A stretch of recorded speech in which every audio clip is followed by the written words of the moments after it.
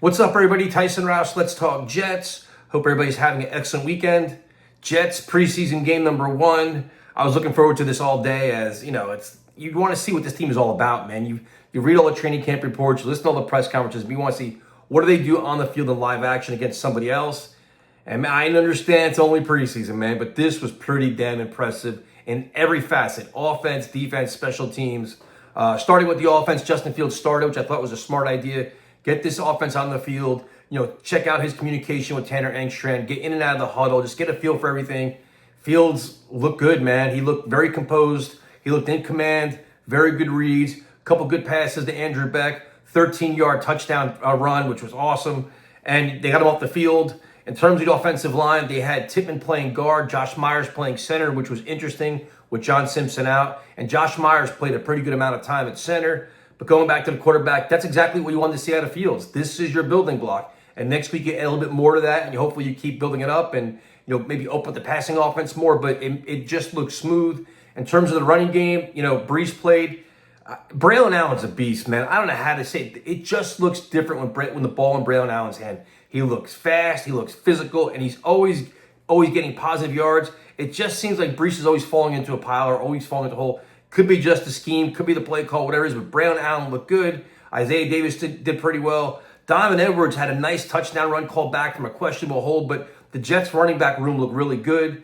The tight ends, Andrew Beck is the fullback. He had 2 good catches, and that was, when I did an interview with Joe Blewett kept talking about Andrew Beck as the answer for the tight end, in addition to Mason Taylor. And with Mason Taylor out, Beck was the go-to guy, the safety valve for Justin Fields, which is a really interesting weapon. Beck is also a really good blocker.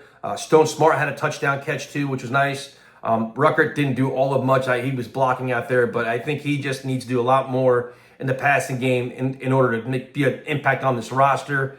In terms of the wide receivers, not all that much. I mean, Garrett Wilson didn't have any catches. Aaron Smith had 2 catches. They threw 1 deep shot to him. They just missed by a couple inches. Brandon Smith looked good. He had 2 catches. Skinner had an awesome grab.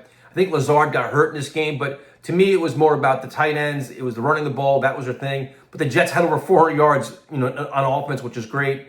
The quarterbacks, nobody looked overwhelmed. Brady, Cook, Adrian Martinez. The offense looked smooth. It looked in sync. It looked very organized. Players, they were scheming guys open. The quarterbacks looked ridiculously comfortable. And that was a refreshing change. And again, I understand it's preseason, vanilla offense, vanilla defense, but your first impression of the offense was very encouraging. Engstrand was on the sideline. In terms of on the defense, the game starts and Tufele, I think his name is, he's offsides on the first play. Penalty on the first play. And you're like, you've got to be kidding me. Here we go again. But they tighten up. The defensive line did very well. Leonard Taylor had a strip sack in the end zone. Tufele, I'm probably saying his name wrong the entire time, but I'm tired as hell. Tufele had recovered for a touchdown. He also had 1.5 sacks. Will McDonald did good. I think Peyton Page early on in the game had nice pressure. The one thing I liked was the penalties, which Jets had 10 penalties in the game, which was completely unacceptable. And Aaron Glenn looked pissed off when it happened. 2 things happened. Michael Clemens did the same old bullshit he did last year after the play, causing all this havoc. He had offsetting penalties. He took him right out. Aaron Glenn took him out right after that play. The next one they had, I think it was Eric Watts had a penalty. It was like a late hit on outside the sidelines.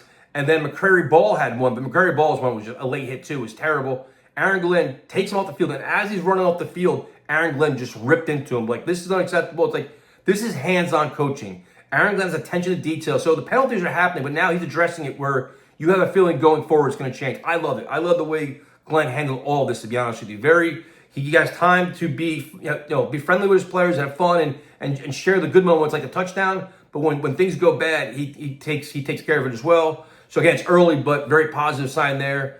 But going back to the defense, I love the way Sauce Gardner played tonight. He set the tone on defense. He really did. He's a leader of the team. He was intense in coverage, and for a preseason with an all-pro corner that's got a big contract, he was fully invested in this game, and his young teammates feed off of that. So he had a penalty, a close penalty, but he brought a lot of intensity.